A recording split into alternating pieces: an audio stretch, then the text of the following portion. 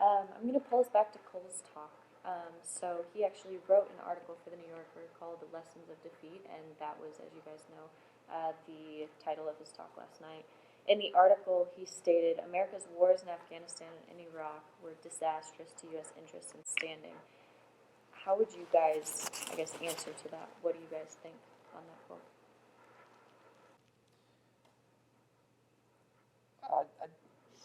I think of this as two stories to tell the American public.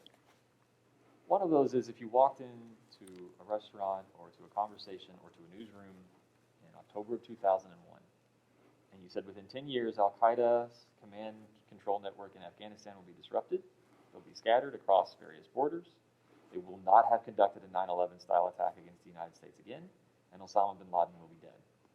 Most Americans would go, okay, I'm angry. That sounds like my anger was channeled into some sort of conflict. But if that's the only story you tell, then you lose sight of, well, the story. Right? You lose sight of everything else that happened. I think we've mentioned the subject of the treatment of women and the treatment of residents of Kabul and others. One of the things that was interesting to me about seeing the withdrawal from Afghanistan this year was seeing the return of all of the same narratives that we heard in 2002 and in 2003 and then 5 and then 7 and then 9. And my colleagues are nodding as I'm saying this, which is it felt like as soon as bin Laden wasn't found and we still, did we need a presence there? We probably do, we should, we don't want to have another attack, we want to make sure that Al-Qaeda can't come back, and then it turns to, but we're also fighting against the Taliban, but we're also reforming the government, but we're also improving the human rights situation in Afghanistan. And argument upon argument built. At the same time that was occurring, the invasion of Iraq happens in March of 2003 when I was a freshman in college, and then I studied abroad in 2004 in London, and all the protests are happening, probably the same ones that Dr. Pennington saw in 2001. And it's really hard to talk to students about how widely accepted the 2003 narrative for that war was among college students. About 60% of Americans aged 18 to 29 supported the invasion of Iraq. There was no question it was the right move at that time for that generation. It's very different than what you see with Vietnam, and there's all sorts of reasons we could talk about with that.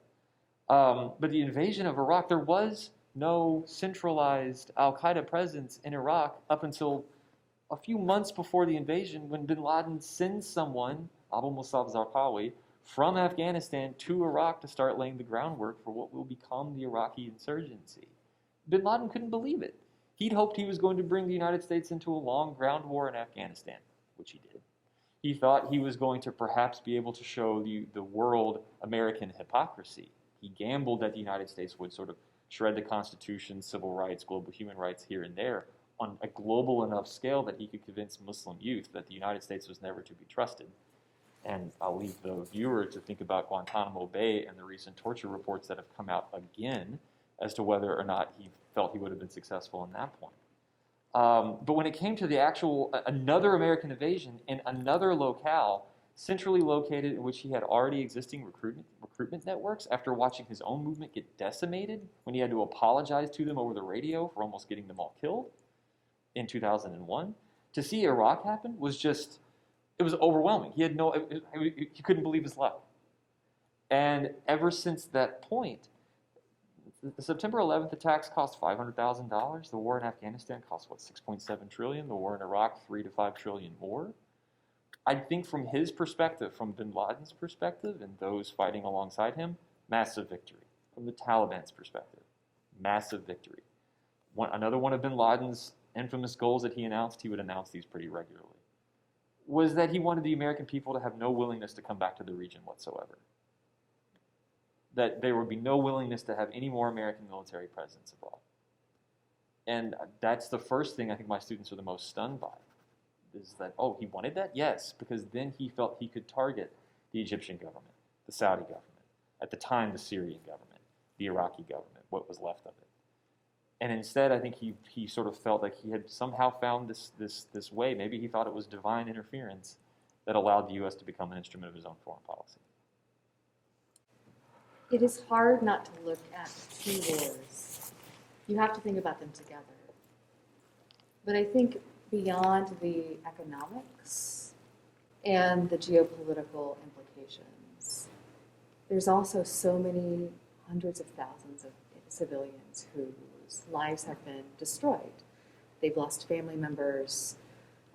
As we were pulling out of Afghanistan, there was a drone strike that killed civilians, right? Which was just sort of this punctuation of years in Afghanistan, decades of suffering at the hands of Americans. And so I think if you think about it as a defeat, a loss of face, a sort of demoralization of American military prowess overseas, certainly yes.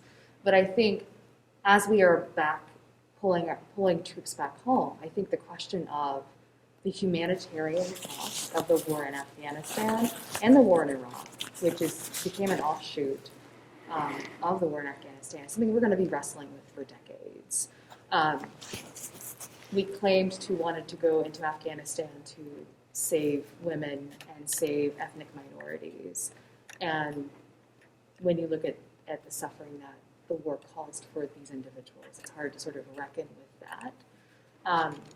So I don't know if I agree with Coll for the same reasons, but I certainly feel like it's a situation where when you begin looking back at that 20-year experience, on the one hand, Osama is dead, and Al-Qaeda was disrupted, and so and you sort of achieved that end, but was it worth everything else that happened? And that's the sort of thing we're going to be squaring ourselves with for years and years. Yeah, I think we're locked very much. If we started, if the national narrative was started in a moment of rage and anger, and I don't care why he did it, I just want to strike back. I think if we look at the national narrative now, particularly for individuals in the United States who serve at a mid-level rank or below into enlisted ranks, there is a very real question of what was all of this for, and the answers aren't particularly forthcoming right now. There's more questions than answers. There's a scene in the film Zero Dark 30. I sometimes teach it in class. Now, the film had CIA consultation. It's often critiqued as being sort of almost a propagandistic look at the usage of torture and the hunt for bin Laden. But there is a scene at the very end of the film where the CIA agent who oversaw this torture, who was first disgusted by it and then directed it and then used it, sits on the plane and is asked, "Where do you want to go next?" And she just starts crying. And when we discussed this in class, my students and I, one of the ways you could frame that, and there's many interpretations, but one of the ways you could frame that scene is the moment, if she embodies sort of a metaphor of the U.S. as a character, she finally is confronting everything she's done, and it is a sense of what now? What do you do now? How do you explain what was done? How do you explain the suffering that was inflicted? That it is the global Muslim community that suffered through these last 20 years of conflict, more so than any other. What now? How do you explain that to someone? It's very tough. I asked him that question. I asked him at the very end. I know Dr. French wanted to go to dinner, but I insisted. I asked him, what have we learned? And he said basically what we talked about. What he talked about was, oh, here is this poor lady walking in dirty water to escape.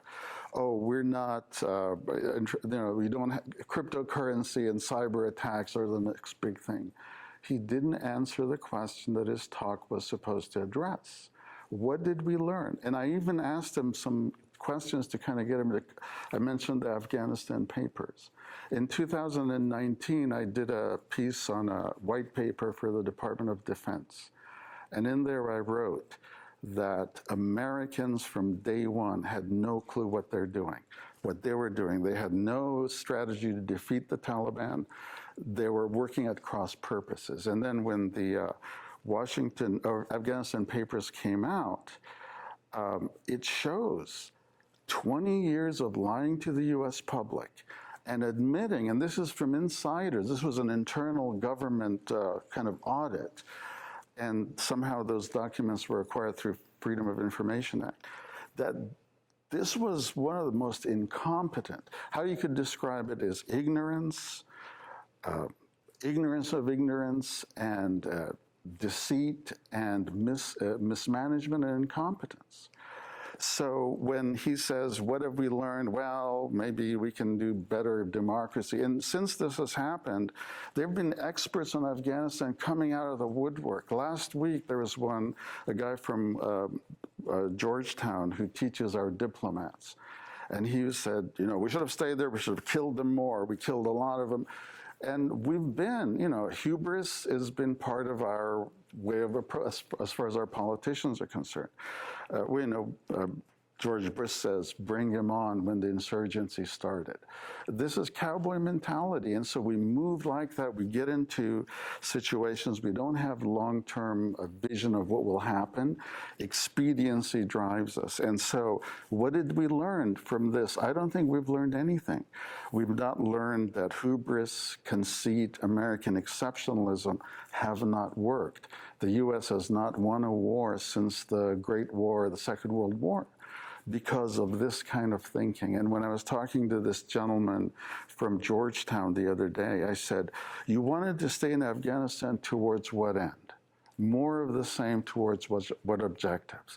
His thing was, no, we're afraid this is a terrorist state and they're going to come and get us again. The same old rhetoric. And these are folks that are training our youngsters who are in the audience who want to become Department of Defense personnel and go into diplomatic service. So I think Steve Coll did not provide anything in his talk that suggests that we learned anything. What's striking to me is I am in the middle, in my introduction to journalism class, we are reading about the Vietnam War. I decided to do this before the decision to pull out from Afghanistan. And as we're reading, and the book is Once Upon a Distant War by William Cracknell, which is about sort of the early years in Vietnam, so like early 60s as America is going in, so much of it feels in hindsight to what we know about going into Afghanistan, in that, it was supposed to be a small conflict. In Afghanistan, we were going after Al-Qaeda. In Vietnam, we were trying to prop up Diem's government. It was supposed to be a slow conflict that we could pull out of. And yet, because there were these insurgents, right, the Viet Cong in Vietnam and the Taliban and others in Afghanistan, were fighting these guerrilla wars against the United States. The military, right, the traditionally trained apparatus, did not know how to respond. And then what struck me about Coll's conversation, his talk last night, and then my students today actually were talking about the helicopter use in Vietnam, is the fact that in both of those conflicts, what kind of kept the insurgents at bay was air power. Coll talked about sort of the importance of that and sort of how once the Americans pulled, their air forces, their air power out, the Taliban started moving very quickly across Afghanistan. And giving, you have to understand that they sort of paved the way for that too. But then in Vietnam, very similarly, that way that kept the conflict early on sort of at bay was through like this use of air power. And so it is striking to me, I know the comparison between Vietnam and Afghanistan is cliche and trite, but it does feel like a lot of what happened in Vietnam was repeated in different ways in Afghanistan. It does leave you wondering, we thought we were going to learn something from Vietnam. And then we went into Afghanistan and waged a similar war in a different space, and in the same way, like had these dramatic, exits. And it should give us all kind of pause whenever our nation sort of saber rattles. Like, to what end are we making this choice? Do we really understand why we are going into a place?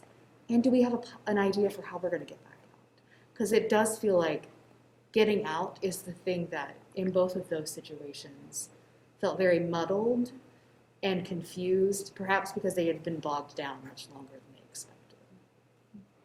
I think I'm struck by one thing that I would have liked to have had more of a conversation about, but unfortunately we hit time last night, was about the economy of the war.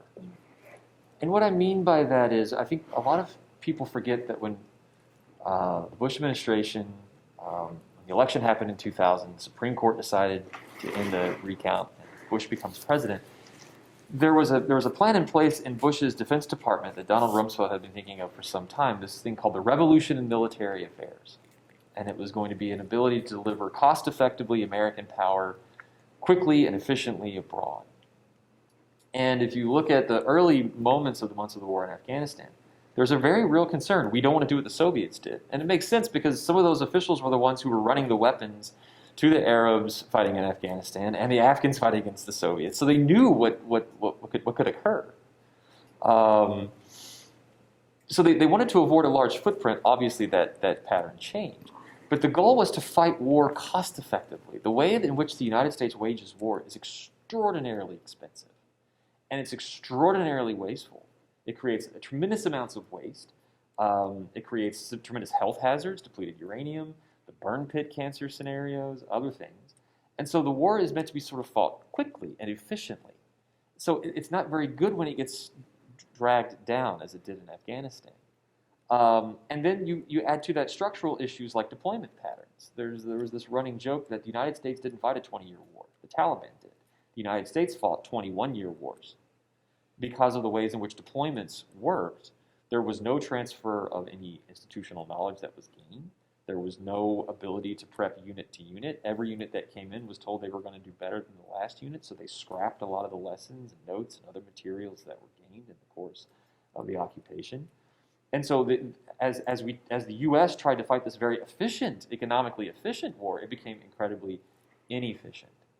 And then it became a question of management. And air power is always a very tricky one for me. Air power has been used in Central Asia throughout the 20th century, and one of the first major usages of it was in Iraq by Winston Churchill to use the Royal Air Force to placate and control the tribes in an economically efficient manner. He's briefing the Houses of Parliament on this, of this new modern technology that's going to revolutionize warfare.